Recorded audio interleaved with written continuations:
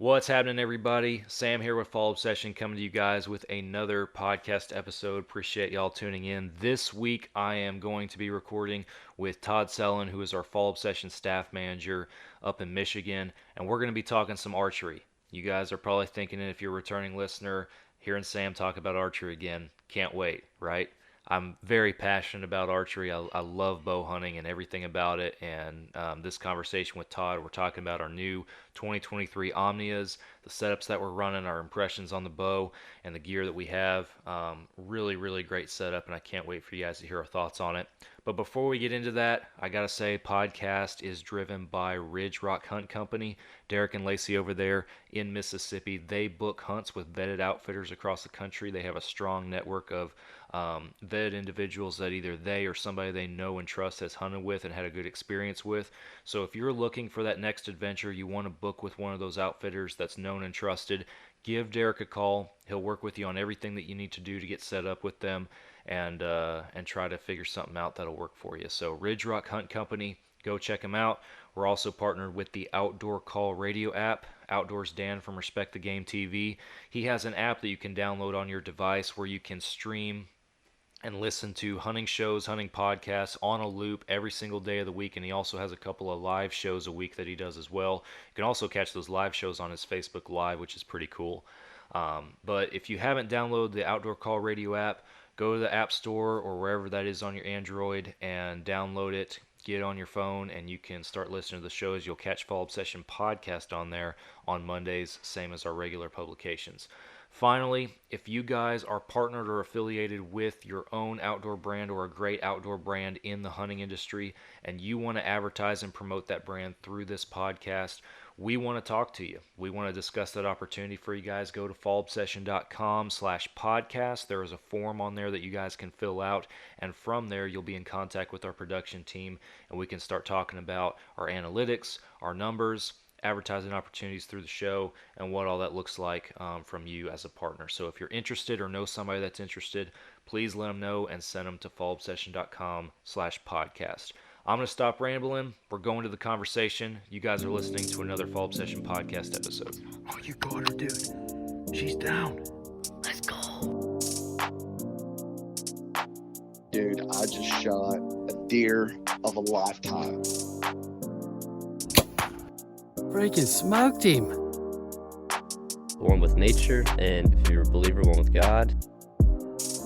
Definitely gets your heart pumping. Boy, you are in trouble. Fall Obsession Podcast.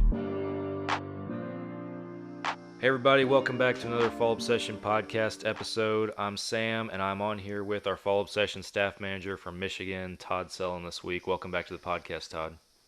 Thanks, Sam. Always good to see you. Always good to hang out with you and talk hunting and outdoor stuff. So Oh yeah, glad to be back. it's been a minute too. I recorded an episode at the time we're recording. I recorded yesterday with Mike Teepee, talking about some habitat stuff and everything that he's got going on up there. And I thought, man, it's been a minute since I recorded with some of our own guys. So that's why I was trying to get the schedule filled up a little bit with our own Fall Obsession family and get some check-ins going on and see where everybody's at. So yeah, glad to have you back on here. Yeah, absolutely. I'm always glad to be on here and, like I said, hang out with you guys and talk outdoors. A week ago, Andy and that just came together. Andy texted me on Thursday last week and said, "Hey, how far is I-80 from you?" And I said, "Well, it's actually right along the Indiana-Michigan border, which we're about 2 hours away. It's about 2 hours 10 minutes, something like that." I go, "We can find a spot to meet up." Well, it turned out that he was actually coming more north into Michigan. Oh. And so he was staying the night at my house last Saturday, and we got to hang out. So that was really cool. It's always cool to see Fall Obsession staffers and hang out with them. So I know, yeah, we've got a strong network established and everything, and it's only growing and getting better at this point. But to your point, it's very cool to see people. I'm proud of our staff programs and what folks like you have developed them into, because it's more than just a status of a pro or field staffer, I feel like. I mean, to an extent, if that's all you want it to be, that's all you can keep it, if that's your own choice. But there's endless opportunities throughout the year for people to get involved, people to meet up in person, or especially once you establish those relationships like Andy did with you, or I know, last year he came down here and, hey, where are you at? Let's have dinner, So Yeah. it's Yeah. easy to be able to meet up and do stuff like that and fun when we do. So It's that true family feeling, that dynamic that we have, and yeah, it's awesome to be part of. So absolutely. Well, we'll talk a little bit more about our staff here later on this episode, but for sure. as the title of this podcast alludes to, I want to talk a little bit of archery with you because several of our staff, both of us included, are rocking the new 2023 Omnias from Elite Archery. Mhm. And I wanted to sit down with you and talk to you, get your thoughts on the bow. I know you got it rigged up, you've been shooting it, Yep. you've been getting some reps in with it. So I Yep. want to talk to you about your thoughts on the bow itself, how it shoots, and kind of where your head's at with it right now. Yeah, for sure. It's an incredible bowl to start off with. Yeah. I had the Ember, which served its purpose. I wanted a shorter bow that was lightweight, that I could move around in the tree, and then my daughter grew up to a point where she needed a bow. So Heather gave her bow, gave Tala her bow, and then so Heather needed a bow. So I said, well, why don't you take the Ember? And so she took over the Ember last year, and so I was shooting I transitioned my target bow into a hunting bow last year, and so that's what I used. And so this year I have the Omnia, and man, last year when I was down there with you, we were shooting a lot of different elite bows, and the Omnia was one of the bows that really stuck out to me, simply because my thing is a let off. I get it seems like every year I get to this point where I draw back and I got a hold and I got a hold and I got a hold. And so for me, it's really important to have a high percentage of let off. And certainly the Omnia has that. That's the first thing that I noticed right out of the box. One thing, and I've been going back and forth with you and Nick on how do I increase penetration on an animal? Mm-hmm. Because I've been struggling with that the last couple of years. I haven't had a pass through and geez, like I said, 4 or 5 years now. Not that I haven't put any deer down, but at the same time, I like that pass through simply because it's an easier blood trail. It's easier to find the deer as opposed to you're on your hands and knees scouring looking for blood. But when you Right. have a pass through, you have a better blood trail, and so it makes it easier. And so that's what I wanted to get back to. I wanted to find a way to try to increase my chances of having a pass through. So I did things like increase my weight. I changed my arrows. I went to a deep impact arrow by Black Eagle. I was shooting the Outlaws, and the deep impact it's a micro diameter, so it's a slimmer diameter, but it's a heavier arrow. It's a more heavier front forward, and so I'm looking to gain more kinetic energy, to gain that pass through ability. And I did some tests with the different arrows that I had, and certainly the deep impact had the most penetration, and so that was really cool. But going back to the Omnia right out of the box, like I said, I was looking for a bow that I could crank up to 65 pounds. My target bow was my max poundage on my target bow was 60, which I cranked up last year, but I wanted to go even further. And so out of the box, I picked it up out of the box and I pulled back. I could hear my muscles going pop, pop, pop, pop. I'm like, oh boy. I'm like, if this is 65, man, maybe I'm getting too old for this, to increase anyway. And I got it to full draw and I'm holding it. So even at full draw, I could hold it and hold it. I could hold it forever. And so then I finally let off. So I took it to my local shop. So that was a big thing I noticed right away, the let off. But, like I said, it's a 90% let off. So I Yep. could hold it forever. And again, that's important for me because I always seem to get these deer that I get to full draw on us and they move, or another deer walks in front. And so I got to hold and hold and hold. I don't like to draw and then let down. That's just way too much movement for me. I want to hold as much as I can. But so I took my bow, I took the Omnia to the archery shop, and the weight was actually set out of the box at 67 pounds. It's like 67.8 pounds or something like that. I'm like, that makes sense now. Yeah. So that was 7, almost 8 pounds more than what I'm used to. And so, yeah, that's why my muscles were cracking a little bit. So Too heavy. Yeah. yeah, we set it down to 65, and it took a little bit. Of course, I knew I had to get some arrows through. What do they say? It takes about 1,000 arrows through to get it ready, or to get it feeling like it's a used bow, instead of fresh out of the box. Because there was that one night I was texting you, telling you my arrows were going left, going right, going up, down, not hitting where a lot of it was, I think, just because it was a new bow. It wasn't broke in yet, so I had to break it in. Because the last time I went out and shot, it was pretty windy, and my arrows were hitting true, hitting exactly where they needed to, within I always equate it to like a skeet. You know what I mean? It's just a small little disc, probably within that frame from 50 yards. I was bullseye, 50 yards. I went out of the house, went out to 50 yards, shot my Omnia, and I grouped my arrows within that little disc area on the target. So that was really cool. So Awesome. so I've gotten used to it, gotten used to the weight change. I love it. It's very accurate, lightweight. I love the let off, and I'm excited to see what happens when I get out there. So. Yeah, for sure. Yeah, it's interesting because I think part of it too. You were talking about your arrows being all over the place. I mean, you do have to break a bow in a little bit, but I think also equally as much it comes down to you as a shooter getting used to the bow as well and getting more comfortable with it. And I see that more than I see just strings having to break in and stretch and stuff like that. I see archers just having to get comfortable with their equipment more frequently than that. So I think that probably played a part in it too.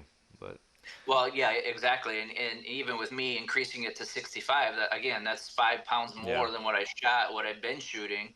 And even last year, I increased it to 260. I was at 57 prior to that. So, I've been gradually going up, trying to get that deep penetration on an animal, because you want a clean, humane kill on the animal. And again, when you get a pass through, you get an easy trail job as well. And so, that was kind of my goal last year that I was looking for. And even in the off season here, that's what I've been playing around with to try to increase my chances of having that pass through and getting that good penetration. And so for me to increase it by 5 pounds, again, that's an adjustment I need to make from my shooting. I gotta adjust my my technique to compensate for that extra weight. So yeah, you were talking about your arrows and going with the deep impacts and getting something with more penetration and stuff. I've in the past, early on in my archery career, I shot light everything because I wanted the speed. My bow was a carbon bow. I shot a lightweight arrow, and then I was trying to get all the speed I could, but to get a pass through was not very common for me in that situation. And then we're not affiliated at this time with an arrow company. You're shooting those deep impacts. I've been shooting those Easton Axis for a long time. The advantages with those impacts certainly is you have that higher FOC out there in front and everything. There is such a thing, and I've seen it before, there is such a thing in my mind as too heavy of an arrow. There is a threshold that you cross if you're trying to build an arrow too heavy to where it's actually going to slow everything down to the point where you're going to lose penetration. But that's a pretty heavy weight that you got to get to be there. And then with this bow, with the Omnia too, I think it just makes that transition you made to those deep impacts even greater, in a positive way, just because this bow is built for comfort and speed. Like this is one of the first bows that Elite has kind of been marketing a little bit more as a speed rig. Not exclusively as such, but this is one of the fastest bows they've ever built. And this cam system that they have, and the way that like I pulled this bow out of the box, and as soon as I put it in my hand, the first thing I felt, it felt, and I don't know how else to describe it, it felt tight. Like I grabbed it and I was like, short brace height, and just looking at the bow, having it in my hand, I was like, this thing feels in my hand like it is just primed and ready to fling it at a high rate of speed. Like it just, I don't know what it was. I can't even describe it. It felt tight to me in that sense. And then you start rigging it up and run arrows through it. It's quiet, and those arrows are just zinging out of there at just flying Man, when down they there. hit the target, they pop, they smash the target. That's one thing I noticed as well. When I have a bag I shoot at, and I have some other 3D. I haven't shot into them yet, but shooting at the bag, you hear it pop. You know what I mean? You hear Yeah. that arrow hit hard, and so I noticed the exact same thing. And so, like I said, when I felt it was tight, I'm like, man, this has got to be set at 65, the max, because that's the max that it says. And so that's why I was pulling back. Ugh. And then I realized it was at 68, so that was kind of cool. So Yeah. Yeah, I'm super excited about it, man. It's been fun getting to build them out. I'm building both mine and Nick's out. It's been pretty cool, and just getting to see, I don't know, just getting to experience it and getting more comfortable with it. I've told people before, because everybody hears you have a new bow, and everybody that is like, hey, how's that new bow shooting? What do you think of that new bow, that new Elite? And I tell people, I'm like, look, I don't want to sound cliche because we're partnered with them, sure, but I'm not kidding. I think this is the best bow I've ever owned. And they for kind of sure. they kind of look at me like, really? I was like, yeah, really. Yep. I've owned 3 different brands of bows. Hmm. We've been with Elite since 2018, and I told them, I was like, I feel like this is the best bow I have ever owned myself. Yeah, So I 100% agree. 100% agree. When I got my first bow, well, my first bow was actually a Martin Prowler, a big old heavy thing that I got for my 17th birthday, and then 17 years later, I purchased my first bow, which was a Hoyt. yeah, And the thing that drew me to Hoyt was I was shooting between Hoyt and Matthews, was the fact that you could feel the power, you could hear the power in the arrows, and so uh, that's what I realized about Omnia, or the Elite Omnia as well. You can feel the power in the bow. You can feel the power, and so that's that tightness that we were talking about. You can feel it. It's going to zip the arrows pretty good. yeah, And then what attracted me to Elite to begin with was, again, that high let off. I didn't have that high percentage let off with my Hoyt, and so what I would do is I get to my set point, and if I get a hold, then I start sawing. And I didn't like the fact that I start sawing, because now your technique and your form is all over the place, and you're not set on that specific spot that you have to for your animal. And I was kind of inconsistent at times on where I hit the animal, and so I wanted to make sure that I was as consistent in the field as I was when I'm on the archery range. And so, yeah, again, when you have that high percentage let off, that's what helps with that. That for me, that's what helps with that. And so that's what Elite provided. That was different. You could feel the power that I felt in my Hoyt, but now you have the high percentage let off, and that's, like I said, absolutely the best bow I've ever owned. So yeah. Did you go with the cable stops or the limb stops? I got the limb stops on mine. Yeah. So yep, I, yep. I, I did the same. Nick did the same with ours. My last Elite, the Cure that I had, which also a great bow that I did like a lot. Uh-huh. I ran the cable stops on that one, and it shot fine. It was good. Right. I wanted that rock solid back wall on this That's one. exactly what I wanted. Not that the cable stops weren't solid. Like I wouldn't have run cable stops on that Cure if it hadn't been solid enough in my mind. But I wanted to be locked when I was at Right. full draw, and so I put those limb Right. stops on there with this one. Right, and it's exactly why I went with it, because when you get to that set point, boom, you hit it, and you're just locked right at your anchor point. Yeah. I've shot bows before where you pull back and you get to the anchor point and you feel soft. Hmm. You know what I mean? You feel like you could keep going, and I didn't like that at all. I Yeah. wanted to hit that anchor point and just boop, Yeah. truly get anchored. Hit that wall. I've felt that before, and I won't knock any brands. I think technology has improved a lot lately. Mhm. A while back, like 8, 12 years ago, shooting bows, it was definitely more common, I think, to feel that. And then I do feel like if you're an archer and you feel like your back wall is spongy in that sense, the first thing to check is just your cam timing, because more than likely one of your cams is out of time, which just means that stop is one of them, whether it's a limb stop or a cable stop, whatever bow you have, one of those is hitting on that cam before the other one is, and that's where you get that sponginess, is that second one trying to catch up, and you're overloading that first one even, Gotcha. trying to Yeah. pull through and get to that second one. So that's where that spongy feel comes from, which is why, again, my tip for any archer that might be listening to this and be like, man, my bow feels like that, go to your local shop and have them check your cam timing, because that's an easy fix if that's the case. So Yeah, for sure, for sure.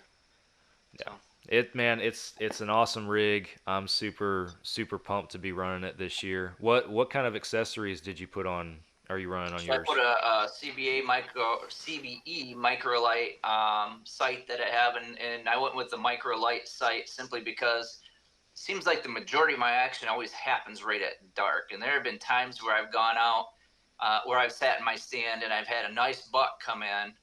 I can see vitals perfect, everything. They set up 20 yards broadside. I get my bow up and I can't see my sights. I can't see my pins. So I decided to go with microlight simply because it has that light on top, and then it also has the 5 pins on it, so I can shoot out to about 60 yards. And not that I look to shoot out to 60 yards, but what I've also realized in my years of hunting is the biggest bucks always seem to hang out between 50 and 60 yards. Mm-hmm. And so, I've made an effort in recent years to make sure I feel comfortable out to 50 yards with my bow. And so, I wanted more than 1 pin just because that helps me with yardage. We've talked about single pins on my my target bow. I had 1 pin, and it shot well. I was able to compensate with 1 pin up to 40 yards, but then out to 50, 60 yards, it's a little harder for me to compensate with 1 pin. So I wanted more than 1 pin. And then in my mind, I thought, if I ever go out west archery hunting, elk, muley, whatever, you're probably going to have to take longer shots like that. And I don't want to have to sit there and try to think of where my pin needs to go. I just want to be able to put my pin on it, get my shot off that way without having to think too much. You know what I mean? I just want that to roll through. I have an elite. I actually have a Scott Archery. You got the Scott Archery hat, Scott Archery Fang. Yep. Geez, I can't even remember what it was. I just had right here. Nope, I lied. I had the list right here. I still do. So I had I got just the Elite quiver. It's a pure whitetail, and I picked the pure whitetail just because it looked neat. I like the camel pattern. So I sharp, really like yeah. the camel pattern on it. Yeah. I know you guys had a mixture of the greens and the tans and stuff like that, and I just like that camel pattern. I got the Elite carbon stabilizer, and then of course the Omnia. Are you the running? tail end. That's what it was. I was thinking Fang, but it's actually the tail end release. So the Scott Archery tail end release. Gotcha. And I use that because I like the hook. I don't like the calipers. You Yeah. know what I mean? Because for me, sometimes when you get to the anchor point, and if you happen to put pressure one side or the other, it might hit one of the side of the calipers, which might throw your string off a little bit, which now throws your arrow off a little bit. Yeah. I just like the single hook to be able to loop into my knock loop, and then just release it, and it goes straight. I've always been a fan of the hooks. I still carry before I shoot a thumb release now. But before I switched over to that, and it's an Exus core, which is from many years ago. It's a Scott product, but I'm still running it, mainly because I'm the kind of guy, like if I didn't get a new bow this year, I'd still be running that Cure, and if I didn't ever get that Cure, I'd probably still be running the Ritual before it. Like, I'm the kind of guy that once it's working, I don't like to switch. That's why I've had the same release for going on. I think this year's like year 6 or 7 with that release.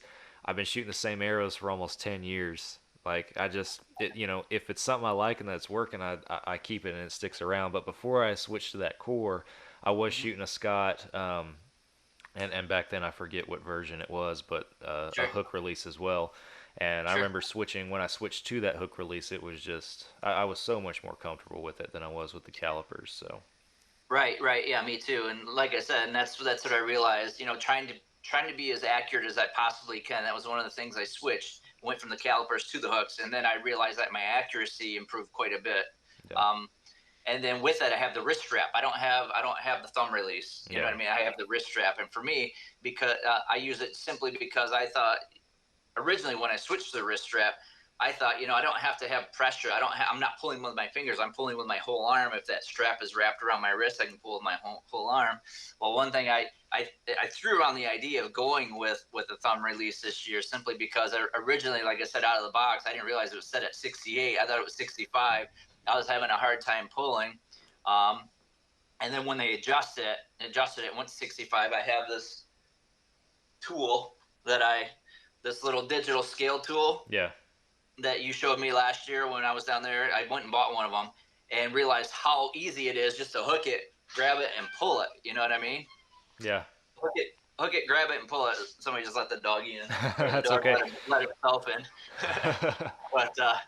But I realized how easy it was to pull it. So I thought, well, do I switch to that thumb release? And so I decided not to. I ended up sticking with the wrist release and just getting the reps. And yeah, I'm perfectly comfortable with it now. And so I'm back to feeling like I've shot this thing forever, and I love it. I love the way it feels. So Yeah.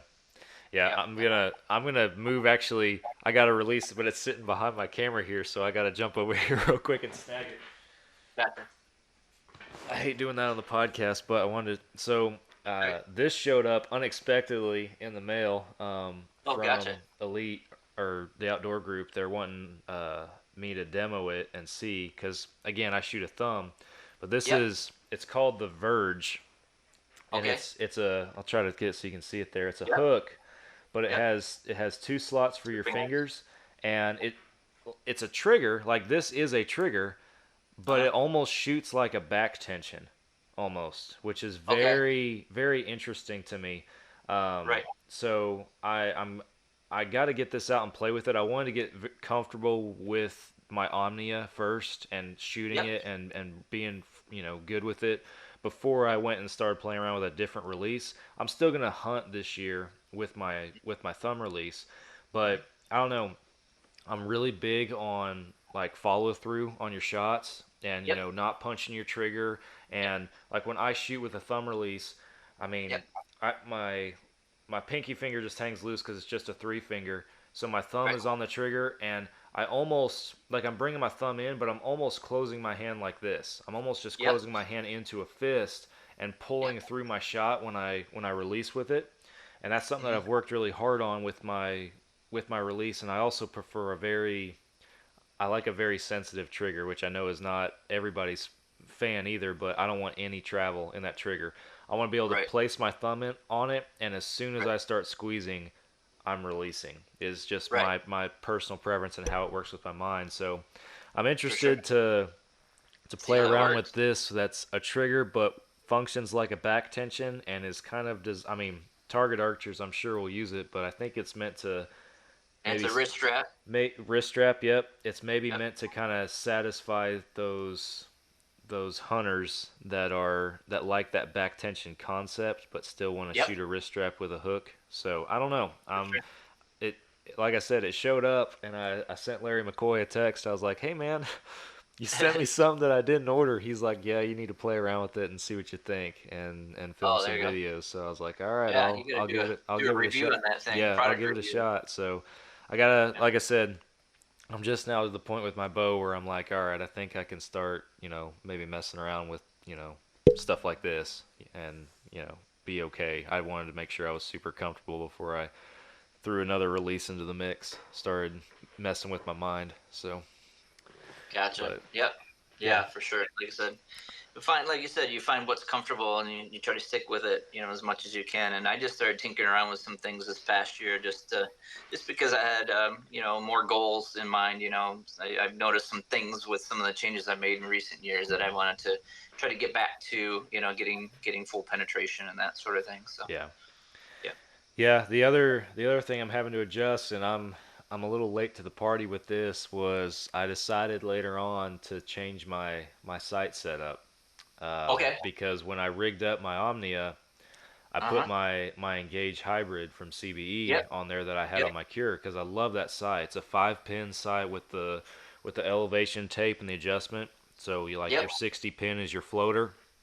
Shoot out to 100 yards, exact yardages. I love that sight. They sent me a Trek Pro 2-pin sight, which is also has the tape and the elevation adjustment, but it has 2 pins, and they're both floating pins. So if you put your tape at 20 yards, I believe I'm explaining this right. I'm still learning. If you put your tape at 20 yards, it's good. Your first pin's 20 and your second pin's 30.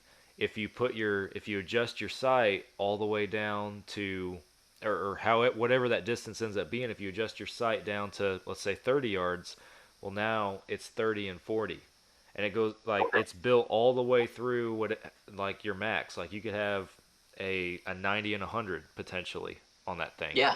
So I was very intimidated, and I rigged it up with my Engage because I was like, I don't know if I want to mess with that.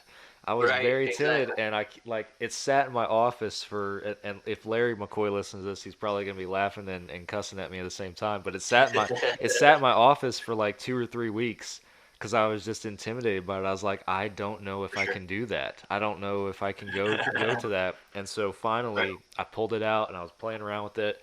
It is lighter weight than my Engage. It's still completely metal and everything though, and I was like, you know what? I'm gonna try this. So Yep. late to the game, I decided to make the switch to a different site and rig that Just with 2 pins, huh? rig that Trek on there. Yeah, Yeah. so it's different. It's taken some getting used to. I think I'm gonna like it. I think I'm gonna run it, but Hmm. um, yeah, it was a little intimidating at first. So what do you have them set at? You have the first pin 20, 30, and then 40, 50. Yeah. Is that So what you got 'em? I have a 10-yard increment, and my thought with that too is, well, if I'm shooting, like if I have a deer, the thought process, let me back up behind the Engage with the 5 pin, right, was Right. I'm gonna Right. have out to 60 already there. So anything Yep. 60 and under, like I can shoot my pin gaps in between and stuff like that. But the thought with this is, well, if I have a deer floating in that 20 to 30 range, hypothetically, if my tape is set right, then I can shoot the pin gap between those two pins. If I have Yeah. them floating between 40 and 50 or 45 and 55, whatever it is, I can move my dial and again Sure. have that 10-yard range to be able to shoot my pin gap For sure. between those two marks. So I Yeah. I know we've talked on the podcast before with Mike Teepee about his Right. single pin mentality, and Yep. he's a big Yep. fan of the single pin, and he talked Nick Powell into the single pin. So Nick's running a Yep. single pin, same side I have now, the Trek Pro, but he's got a single pin. I Um, gotcha. and I haven't, I shot a single pin way long time ago. Probably, and I was novice enough, I didn't know how to use it properly, and so it didn't work out great for me. But I've never gone Right. back. Never Right. really wanted to because I've always thought, well, I don't. Just in the back of my mind, it's like, well, I don't want to have to adjust every time something changes. It, That's the thought I it, can't get out of my head, right? So yep. with this 2 pin, I finally was like, you know what? Might be the closest I ever go to going back to a single pin, but we're gonna give this a shot and see how well this works. You So know, and as you were explaining this, my thought was, well, geez, that's a single pin mentality with 2 pins. You know what I mean? yeah, It's just that exactly. as the further they go out, you're still not raising that 1 pin up. Now you can switch down to the second pin, Yeah, and so yeah.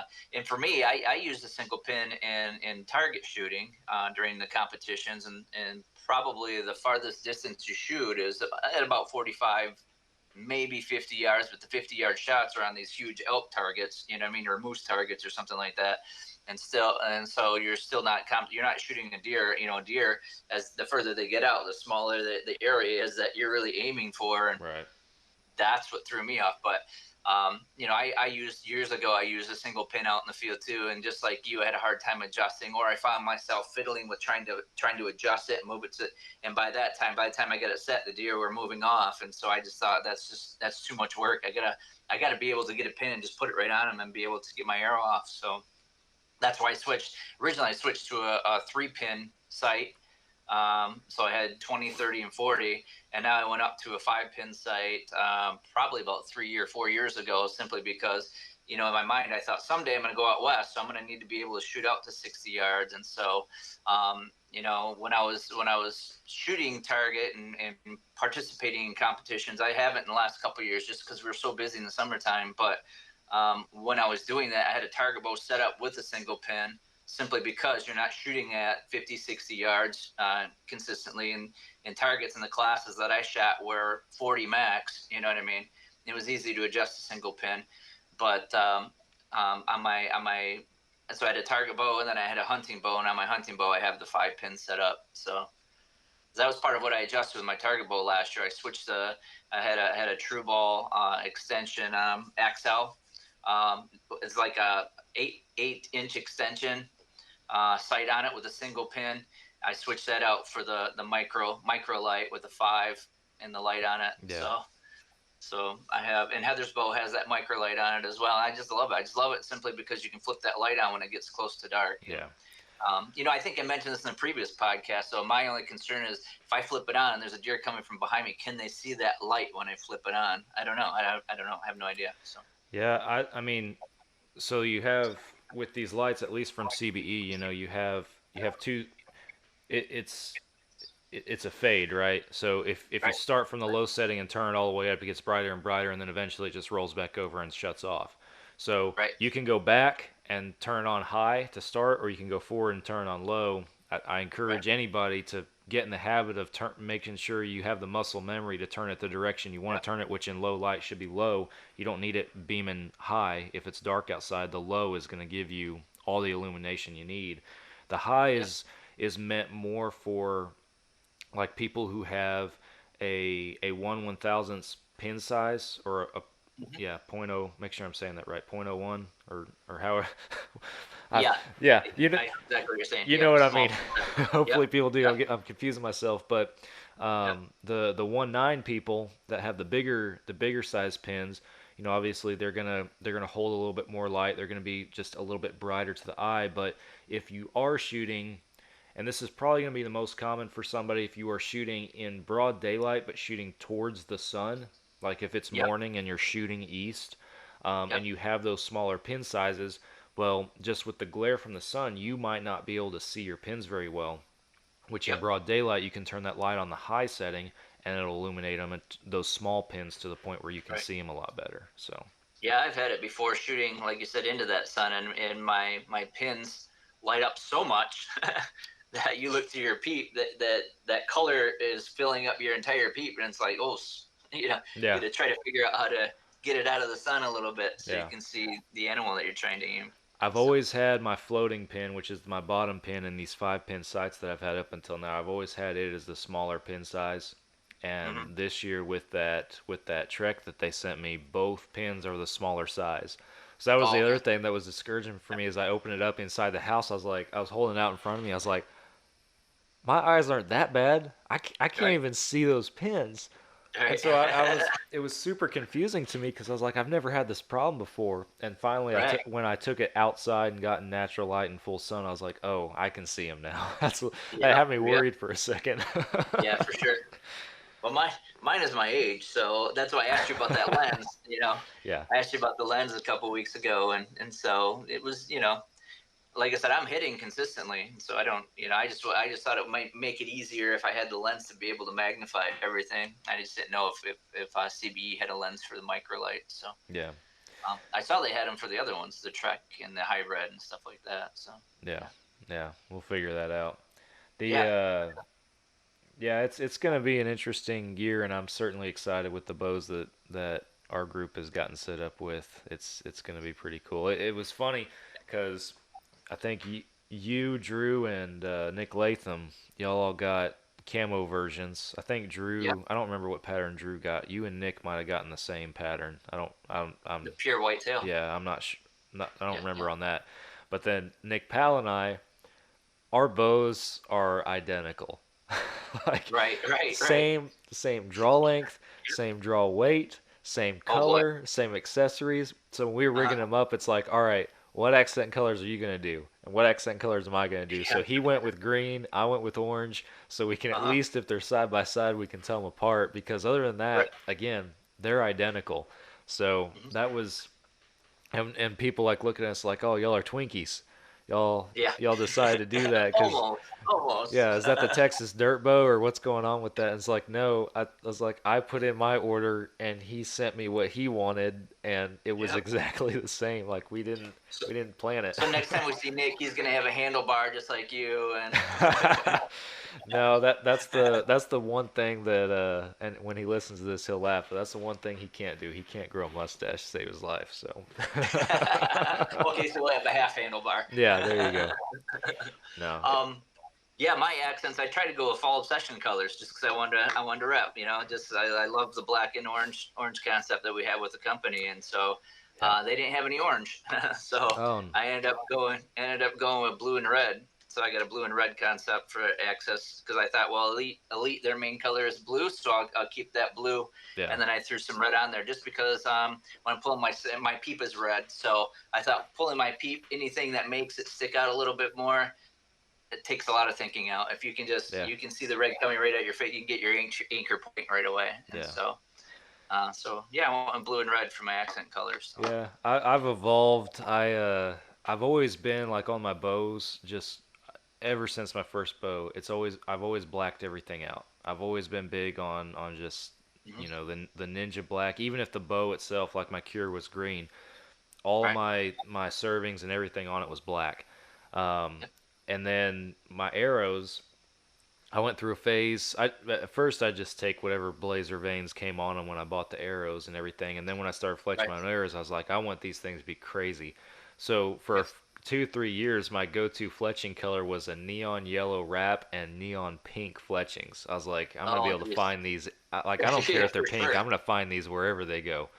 For sure. And You don't need a light to knock at that point. yeah, exactly. They glow in the dark on their own. And Yeah. then that's when after that I switched over to the pure white, and for a while I ran my fletchings just all three pure white, all the way Right. through. And so this year was my first year going back to some accent colors. So I did all my my peep and my D loop and all the tie-in points and stuff on my bow and everything. I did all those orange, and then when I refletched my arrows this year, I went neon orange as well. So Neon I'm orange. That's excited. cool. That's Yeah, cool. Yeah. yeah, Yeah. They had the peep red, blue, or black. And I'm like, oh, I just had blue on my old bow. I'll go with red this time. And then, like I said, just because I was looking for orange because I thought the brighter color would be easier to find it without having to focus on finding it. yeah, But you shoot enough, you don't really have to focus on that anyway. yeah. And so, but thought it'd be cool, and I've done that for a couple years now. I matched the bow color with the peep color. I've done different. I've been tinkering around like that just because I like having different types of accents stick out and stuff. So I just think it's cool. So Yeah, for sure. when you set your bow up, you have options. You have several options. So Oh yeah, yeah. That's where you see guys nerd out. Most of the time, guys are like, I don't care what color it is, just yeah, whatever. yeah, I don't care. But the yeah, two things that I see or I guess I'll say three things that guys are picky about with their colors are their trucks, their guns, and their bows. yep, exactly, exactly. So Yep. Yeah. Yeah. Heather wants to repaint our bedroom. What color do you want? Doesn't really matter. whatever you want, baby. Whatever you want. Yeah. Well, Todd, So we are, like I mentioned, you're at the beginning when we introduced you, you're a staff manager, and I know you've been on yep, here before, even though it's been a minute. yep, You are the guy that makes everything happen in the realm of our staff programs and stuff. So, yeah, um, for sure. what uh, I'll turn it over to you and let you talk a little bit about kind of where we're going with some stuff this upcoming fall. Where we're going, we have the series going. You have Texas Dirt. We're working on right now. In our last meeting we had a couple of weeks ago, getting couch chats going again. We got a couple ideas floating around right now to try to get that up and try to incorporate more people from various regions, getting more people involved in couch chats as well. And so we have a couple ideas floating around with that. So we're trying to get that, help you out and get that going again. Our staffer programs. We have, what do we have, like four in the loop, four new staff that we're going through the process right now with. So, and it seems like recently we've been getting, applications in daily. And so that's kind of cool. I think everybody's starting to get into that mentality that hunting season's come around. How do Yeah. I get more involved in the outdoors? Oh, wait, I can get involved in the outdoor industry. And so, yeah, we've had geez, I want to say we've had probably close to 10 applications in the last 2 weeks. So, I mean, we have a whole bunch that are floating in right now. And so that's cool. And we're getting our name out, geez, through Carbon TV, through our YouTube, through our series that we have going on. We have our name out there nationally. We have Bradley just texted me this past week. He said he was up in Nova Scotia and he was at his local pro shop and he had a follow-up session hat on, and he said a guy came up and said, "Hey, I listened to those podcasts." So that's in Nova Scotia, Canada. So That's awesome, like man. I said, we're getting our name out. We're getting our name out, and it's very exciting to see how fast and how far we're starting to grow. And our staffers continue to do just an awesome job creating content and getting that content sent in. And then, of course, we're able to publish that and continue to brand ourselves and enjoy the outdoors and enjoy our experiences with our audience. And so that's a really cool thing. And so, like I said, so our staff, our furthest eastern staff members in Nova Scotia. Our furthest western, I believe, is in Colorado. We have one in the loop that's from Washington State. We're kind of working on right now. So, Yeah. So we're coast to coast. We're north to south, so Yeah. we're all over the place. So it's really cool. It's really exciting. It's really cool, and I recorded yesterday with Mike TP, and him and I hung out after we were done, recording for a while and talking about stuff, and just seeing the the evolution of Fall Obsession and where the brand has gone in just the past several years. It makes me excited for the next few years, and just to see. You mentioned Bradley up there in Nova Scotia. We had a similar experience when Nick and I were at Cinnamon Creek setting up our rigs down here. Like Cinnamon Creek is great friends of ours, and they let us use their tech room and everything to rig our stuff up. And we politely and quietly stay out of their way, in the meantime.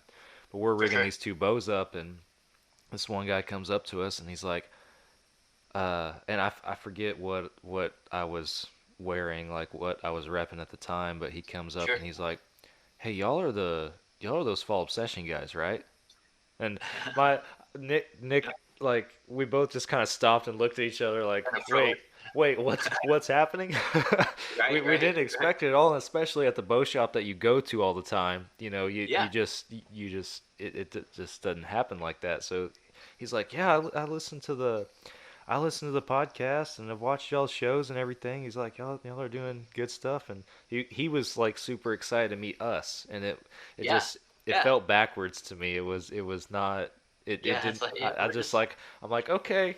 I didn't know what to say. I was like, okay, thanks. Keep watching. Yeah, thanks for your support. Yeah. So we had that at Crane Camp last year when we were out in Lubbock, Texas. Those guys that were in the lodge next to us, we were talking to them, and they're like, "Hey, you got a group of guys?" Like, "Yeah, we met through Fall Obsession." Like, "Oh, you guys connected through Fall Obsession?" We're like, "Yeah, we're staffers." And, "Oh my gosh, we watch Fall Obsession all the time." And they were from the Houston area. And so that was a cool connection we made with that group as well. They watch our podcasts and stuff. And so, and that was my first sense of, wow, we really do have our name out there. And that's really cool. And it's very exciting to see that we're growing so much. So it is. And then just also, and talking a little bit about our staff and our staff programs, just the quality of individuals that make up of our staff, just the good people that we have are incredible. And I was thinking about this after I recorded with Mike and after we got off the phone last night. I was just kind of sitting down and reflecting about it and thinking about it. And we talked about habitat management and a bunch of stuff relevant to that. And if you guys are listening to this podcast, it's probably the episode before this one, if you guys want to listen to it. But we're talking about it, or I'm thinking about it, I should say.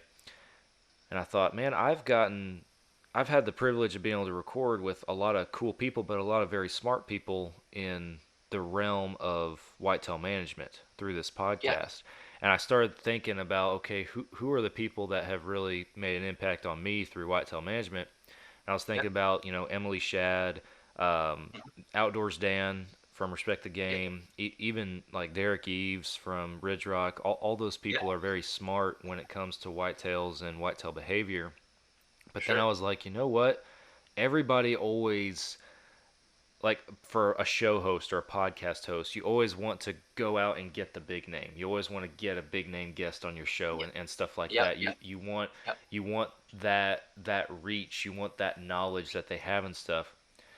Yep. And Mike Teepee, just in my mind, he's probably one of the smartest guys I know when it comes to whitetail management. And the fact that we have him on our staff as a part of our Fall Obsession family Mhm. and on our show so often and everything, I'm like, man, I can't beat that with any big name guests. Right. The knowledge and what he has to bring to the table when it comes to whitetail management.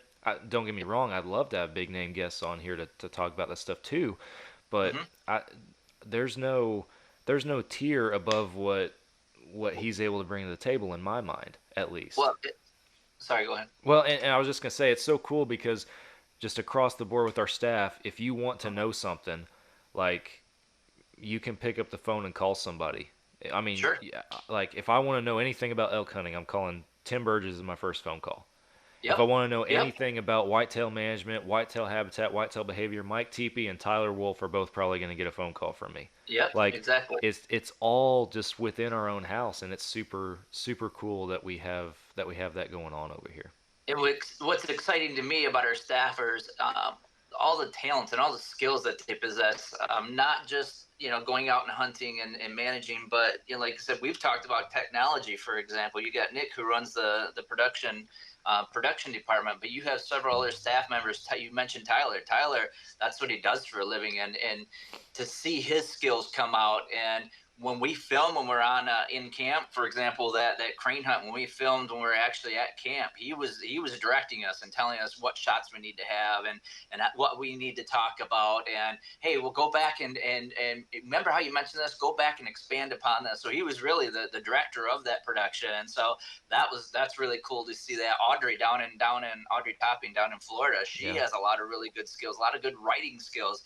We talked about Tony Dymick out in Colorado and how his expertise are in the fishing world. And so it's really, really cool how we all possess certain qualities that are we're all like-minded in terms of conservation, in terms of the outdoor, but we all also have separate qualities that really mesh and bring us together to really form a cohesive group and help us to continue to grow and help us to get our product out there and help us to get our name known. And it's really cool. Like I said, super exciting. And like you said, you have several different resources, several different staffers that if you need to know anything, all you gotta do is pick up the phone and call them, or just pick up a phone and text them. And that's the other thing about our staffers. You text them, they respond right away. It's not like sometimes, when you're trying to contact somebody through the business world, it takes a day or two, Or me. Yeah, I'm horrible at texting. I'm horrible. Well, so you know what I'm saying, but it's just really awesome to have that resource, and that's a big part of why I wanted to become a part of Fall Obsession, to be able to have those resources, to be able to expand myself as a hunter and grow myself in the outdoor world. So yeah. It's an awesome journey. It's far from over, and I'm excited, like I said, to see where everything goes. Not just for the brand, but for our staffers and all that kind of stuff. We're about to start a new staffing year, and it's year number 9 with some form of staff program, which is pretty incredible too to think That's about crazy. that and how far we've come. And I know you and Heather came on the scene year 2 or 3 or somewhere in there having the staff program, but I always like to mention it. Our first field staff in 2015 was made up of 10 people, and out of those 10 people, there are still 2 that are on our roster. So I think that's pretty awesome as well. That's pretty cool, yeah. And with these new applicants that are coming in, I've seen this several times already, just the way that we bond with each other, that they want to become a part, because there's a question on there, why do you want to be part of Fall Obsession? And the most common answer is because I see how you guys bond with one another. I see how you guys use your resources, and I see how you have mentorships to help each other. There's a lot of things about the outdoor industry and outdoor world that I don't know. Like you mentioned, whitetail management. You go to Michael's. You have certain experts. It reminds me of my career. as a teacher, I have a special education degree, so my expertise are in the field of special education. You know what I mean? And so if I need to know about curriculum in English, for example, I go to Heather because that's her expertise. Say, hey, Heather, I got this idea. What do you think? Where do I go? Where do I get these resources? Same thing in fall obsession. If we have all these people with different expertise, and it's just a really, really cool opportunity and resource. And so, and we're always looking to grow as well. And so, it's a lot of fun, and that's a big part. I wanted to feel that family atmosphere and be able to share ideas and grow myself as a hunter. So. Yeah. And to that point too, just for anybody that's listening to this that is interested in learning more, I mean, you've heard Todd and myself talk about the family atmosphere and how we try to make this more than, if you're on our team, you're more than just a number in a system or just another dude on Instagram with a field staff tag next to his name.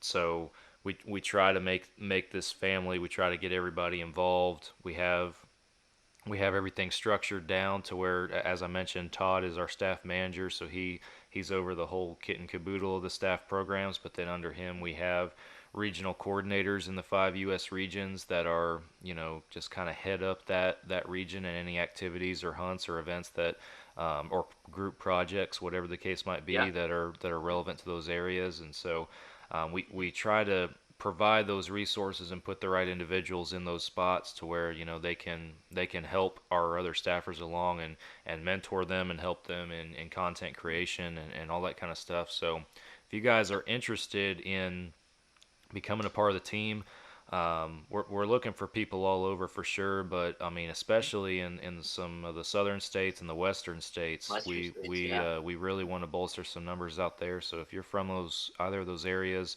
and you're interested, definitely consider it. But we do take our application process seriously. It's more than just filling out an app. Part of that application process through various things that we do is we try to get to know you and understand like why you want to be a part of the team and what you want to do in the industry and with your content and all that kind of stuff. Those are key parts of our process as well, because again, like we just said, we have a roster made of some pretty incredible people. We want to continue to add incredible people to that roster, and again, we don't want anybody just to be a number in a system. So if you guys are interested, fallobsession.com is the website, and you can navigate to it pretty easily from there. So.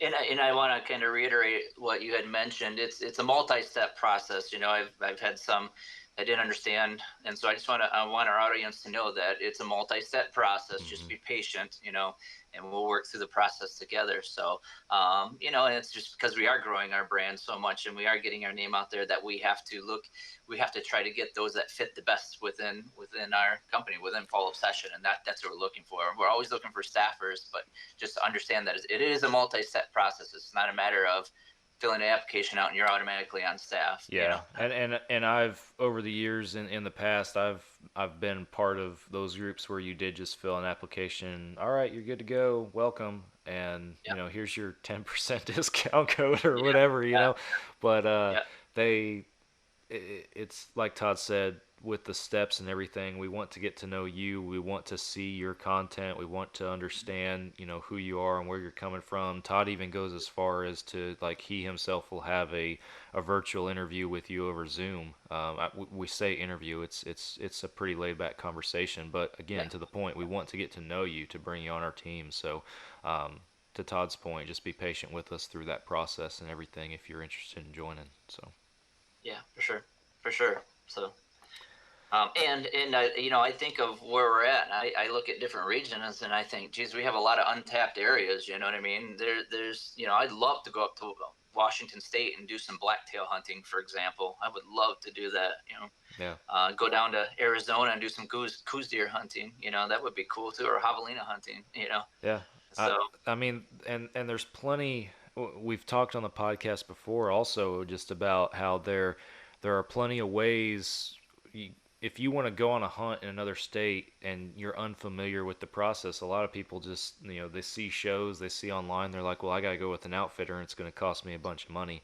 It's not always the case. I mean, sure, you could go with an outfitter if you wanted to and you had the money, but, there are Right. definitely cheaper ways to do it, and that's one thing that I've learned as our staff has expanded, because Yep. and on top of that, there's invitations going around for sure, which was foreign to me from Texas, because like down here, everybody is super locked down with their places, and Yep. you Yeah. you don't invite a whole lot of people to hunt where you hunt down here in Texas. Gotcha. That's just how it works down here. But Right. Right. the generosity and the hospitality from other areas of the country is a lot different in a good way, as it should be. And Hmm. like for the past several years, I've told Nick Powell several times, I was like, man, we as just a group, as Fall Obsession in general, everybody, we all get invited to go so many places every Uh-huh. single year. Like I can't do it, Yeah. It's a little and that's the tough. Yeah. thing, because and I know you're on top of it too with trying to put stuff together with bear hunts, crane hunts, snow goose hunts, Yep. deer hunts, all this other different kind of Yep. stuff that you try to help bring to the table and stuff. And then like this year, Michael and I are going to hunt with Tim. We're gonna hunt mule Yep. deer in Colorado, which I'm Yep. pumped about. But I would say you got to be excited for that. I'm Excited getting more for. excited by the day for sure. We're gonna do a podcast beforehand and talk more about it. But it Are you archery or rifle? so I'm archery. Okay. I have a deer archery tag, which I Okay. believe is good for either a mule deer or a whitetail. Okay. Michael Yeah. Michael has a whitetail tag that he can kill with any weapon, gun or bow. So Okay. Good. if it's Good. a muley, I'm getting first dibs. If it's a whitetail, he's getting first dibs. So Gotcha. yeah. Gotcha. Yeah, that'll be fun. That'll be a blast. It's always really nice getting together. Yeah. Cass Fisher and I, Uh huh. we're headed to North Carolina in December to go after one of the North Carolina Bruins. Yeah. We hear that they're pretty big. It's kind of unique in North Carolina. I spoke to the guy that we're hooking up with down in North Carolina, and I said, "Well, do I really have to get a deer tag? Can I just get a bear tag? Because the deal is it's a combo tag. You can shoot one bear and 6 deer." I said, "Well, yeah, yeah." I go, "Do I have to shoot a deer? Because I'll probably have a few in the freezer from my own property." He goes, "Well, the extra is the bear." I go, "Really?" He goes, "So you're actually buying a deer tag with a bear, like a bear stamp on it for the Yeah. combo. So you're actually, so the deer tag comes with, you can shoot 6 deer, 4 doe and $2." Hmm. Like, oh, okay. So yeah, yeah. So Cass and I are headed to North Carolina in December, and then a week or two after that, we're headed back to Texas for the crane hunt. So, Awesome. and then again, March we have the snow goose hunt. So, and then in the spring we have, Kendra's offered the turkey hunt. Audrey and Tyler are trying to put something together for Osceola turkey hunt in Florida. So, all kinds of opportunities, like you said. Now, hey, I'm going to throw something out there. We're talking about staffers applying from different areas. I know for a fact, and I can probably speak for Sam on this. If you're from Hawaii, our wives would really, really appreciate you to apply, because especially if you have a beach house, because the wives can stay at a beach house. The guys could go after some axis deer. Yeah.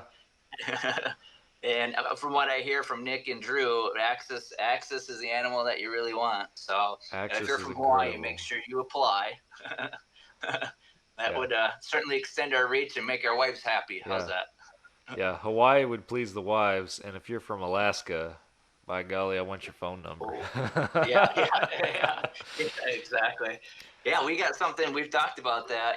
Trying to get something set up with a caribou hunt in Alaska. So Yeah. yeah, I mentioned that to Andy again. Andy goes, "You want to go tomorrow?" I'm like, "Well, I can't go tomorrow, but." How about next week? Yeah, exactly. Exactly. So, Well, I mean, all jokes aside, it's awesome, and again, as we've mentioned a couple times now, if you're interested in learning more, interested in applying, fallobsession.com is the place to go. Get more info yeah, for through sure. there. So, For sure. well, Todd, we're getting to the end of our podcast time at least, so Yep. we'll wrap up the podcast. But I appreciate you coming back on and catching up a little always- bit. And hunting season's right around the corner, so I imagine Yep. we're going to be connecting a whole lot more on here when some deer start dropping. Yeah. So I'm sure we are, and it's that exciting time. This is my favorite time of the year with hunting. You get into you're starting to head into the holidays, and that's really our favorite time of the year as a family. And college football. I love college football. That gets going next Saturday. So actually starts today. I got it on TV right now. But yeah, best time of the year, and having those opportunities to go out in the woods and just hang out, relax, decompress, and just enjoy what nature has to offer. It's nothing can beat it. Absolutely. I couldn't agree more. Yep. Well, for our listeners, thank you all for listening. Appreciate y'all tuning in. We're going to be back on here again next week with another podcast episode. So be sure that you guys tune in and hit all the socials up to get your notifications turned on, do all that good stuff, show Fall Obsession some love. And if you voted for us in the 2023 Carbon Awards, thank you. At the time this episode's being published, the voting period is already closed. We haven't heard the winners yet, but Fall Obsession Podcast was nominated for Best Podcast. Our Texas Dirt Series got an honorable nomination for Best Comedic Moment. So we're pending the results on those, and we're looking forward to seeing what that brings to the table. Who knows? Maybe we're an award-winning podcast now. That'd be pretty cool. But that would be really cool. But it makes me chuckle when you say that we're up for the best comedic moment, because I think of all the camps and stuff, and every time we're together, how many comedic moments happen when we're just together. So what's funny is, I got an email when all the nominations were made. I got an email saying the podcast has been nominated for best podcast, and of course, oh my word, that's awesome. But then it just said Texas Dirt has been nominated for best comedic moment, and I'm looking at it, I'm like, okay, so like a clip from Texas Dirt, or are you saying like the whole show's a joke and the whole show is worth a comedic moment? So I had to ask. I was like, okay, what specifically is the comedic moment? That way I can start promoting it. And I figured it would have something to do with the Prius. And sure enough, Nick's Toyota Prius out there on Texas Dirt got a comedic moment nomination on there, so I thought that was pretty cool. Not a traditional hunting vehicle, but it worked. No, he and Drew. Yeah, he made it work for sure. So I thought that was pretty funny. But anyway, thank you all for listening. Appreciate it. We're back again next week. We'll catch you then on another Fall Obsession podcast.